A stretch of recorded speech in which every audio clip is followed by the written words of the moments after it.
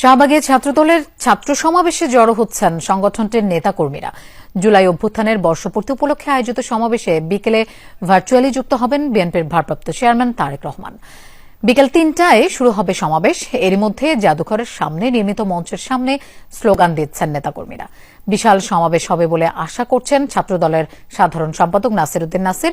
সমাবেশে বক্তব্য রাখবেন দলের মহাসচিব মির্জা ফখরুল ইসলাম আলমগীর সহ ছাত্রদলের সাবেক নেতারা। জুলাই অভ্যুত্থানের পর এটাই ছাত্রদলের প্রথম বড় কোনো গণজমায়েত। তবে এবারের সমাবেশে দেখা যাবে না চিরাচরিত মিছিল, ব্যানার, ফেস্টুন। সমাবেশকে কেন্দ্র করে সৃষ্ট জনদুর্ভোগের জন্য সংগঠনটি আগাম দুঃখ প্রকাশ করেছে।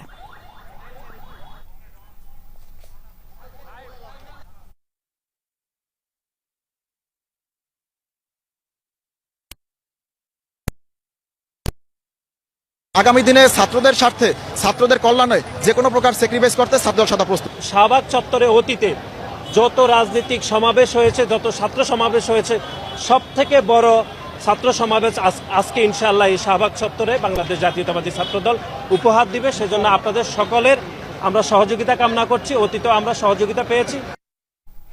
দর্শক, শাহবাগে আছেন আমাদের সহকর্মী সাইফুদ্দিন রবিন। আমরা তার কাছে যাচ্ছি। রবিন, ৩টায় তো আনুষ্ঠানিকভাবে সমাবেশ শুরু হবে। এরই মধ্যে প্রচুর নেতাকর্মী জড়ো হয়েছেন। সার্বিক পরিবেশ কেমন দেখছেন? নেতাকর্মীদের উচ্ছ্বাস সম্পর্কেও একটু জানতে চাই। খানিক আগেই এক পক্ষটা ঝুম বৃষ্টি হয়ে গিয়েছে, এখন ঝিরিঝিরি বৃষ্টি হচ্ছে। তারপরেও জনারণ্যে পরিণত হয়েছে এই শাহবাগ, যেখানে ছাত্র সমাবেশের আয়োজন করেছে বিএনপির অন্যতম অঙ্গ সহযোগী সংগঠন জাতীয়তাবাদী ছাত্রদল। মূলত জুলাই গণঅভ্যুত্থানের বর্ষপূর্তিকে ঘিরেই এই কর্মসূচি, যেটি অনুষ্ঠিত হওয়ার কথা ছিল কেন্দ্রীয় শহীদ মিনারে, এবং সেই শহীদ মিনারের অনুষ্ঠানের লক্ষ্যে তারা বিশ্ববিদ্যালয় কর্তৃপক্ষের অনুমতিও পেয়েছিল। কিন্তু পরবর্তীতে এনসিপির কর্মসূচি ঘোষণা, তাদের অনুরোধ এবং সেই অনুরোধে সাড়া দিয়ে বলা চলে রাজনৈতিক সৌহার্দ্য আর সহনশীলতার পরিচয় দিয়েই জাতীয়তাবাদী ছাত্রদল তাদের স্থান পরিবর্তন করে এই শাহবাগে কর্মসূচিটি পালন করছে।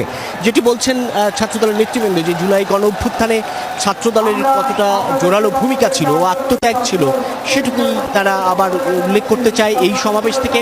এবং সেই সঙ্গে যে পরিবর্তিত পরিস্থিতিতে পুরনো যে বন্দোবস্তের কথা বলা হচ্ছে, সেই বন্দোবস্তের বিপক্ষে যে ছাত্রদের অবস্থান, সেটি স্পষ্ট করতে চাচ্ছে। তবে সেই সঙ্গে ছাত্রদের রাজনৈতিক অধিকার প্রতিষ্ঠার লক্ষ্যে দ্রুত সময়ে নির্বাচনের যে দাবি, আজকের এই ছাত্র সমাবেশ থেকে সেই দাবিটি উত্থাপন করবে বিএনপি। এবং সেই সঙ্গে বিএনপির এই অঙ্গ সংগঠন ছাত্র দলের সঙ্গে এই সংহতি জানিয়ে সাধারণ শিক্ষার্থীদের কতটা অংশগ্রহণ, সেটি জানান দেওয়ার এক ধরনের উদ্যোগ এই ছাত্র সমাবেশে। যে এখানে যে সমাবেশকে ঘিরে বলা চলে দেশের নানা প্রান্ত থেকে ছাত্র দলের নেতাকর্মীরা অংশ নিয়েছেন।